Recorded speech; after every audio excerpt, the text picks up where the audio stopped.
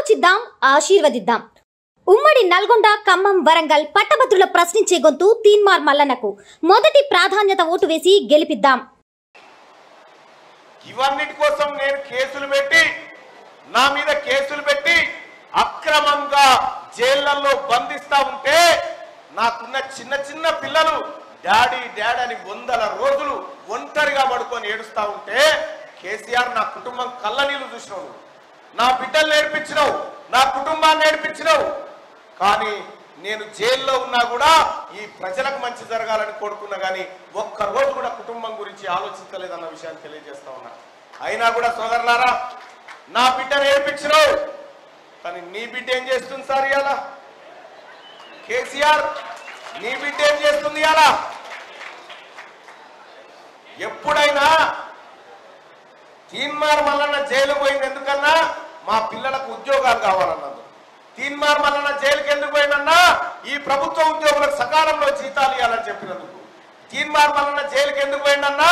నువ్వు చెప్పినటువంటి నిరుద్యోగ భృతి ఇవ్వమని చెప్పినందుకు. నేను ఇందుకోసం జైలు పోతే నీ బిడ్డ ఏం కేసులో పోయింది? ఆమె ఏం కార్యక్రమం పోయింది? స్వాతంత్ర పోరాటం ఏమైనా చేసిందా? లేకపోతే ఆడ సైనిక బార్డర్లో నిలబడి ఏమైనా కొట్లాడిందా? సారదంద చేసి అరెస్ట్ అయింది. నీ బిడ్డకు మాకు తేడా లేదా? సిగ్గు లేకుండా, ఇంగిత జ్ఞానం లేకుండా ఇంకా టిఆర్ఎస్ పార్టీ నాయకుడు కేటీ రామారావు మాట్లాడుతూ ఉన్నాడు, తీన్మార్ మల్లన్న మంచోడు కాదట. తీన్మార్ మల్లన్న మంచోడు కావా అవునా అనేది మొన్నటి అసెంబ్లీ ఎన్నికల ప్రజలు చెప్పలేదా? నువ్వే మంచోడి కాదురా, అసలు నువ్వు మాకు వద్దురా, నీ పరిపాలన వద్దురా అంటే ఇంకా సిగ్గు లేకుండా ఏమంటుడు ఎరికేనా కేటీ రామారావు? ప్రజలే తప్పు చేసిరట మొన్న ఎన్నికల్లో. వాళ్ళు మంచిగానే ఉన్నారట కానీ ప్రజలే తప్పు చేసిరట. ఏమో ఇదెక్కడి కథ? చెరువు మీద కొంగలిగినట్టే ఉన్నది. నువ్వు వస్తే ఏదో పిచ్చవేసిందో తినరామా అని చెప్తారు కానీ ప్రజలే తప్పు చేసిరు, కాంగ్రెస్ పార్టీ ఓటేసారు. వాళ్ళ ఏమైనా ఉండాలి బుర్రా?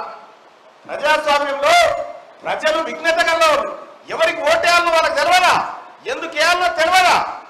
అటువంటి వాళ్ళకి ప్రజలకు ఏం తెలియలేక అటు ఓటేసిరని చెప్తా ఉన్నారు.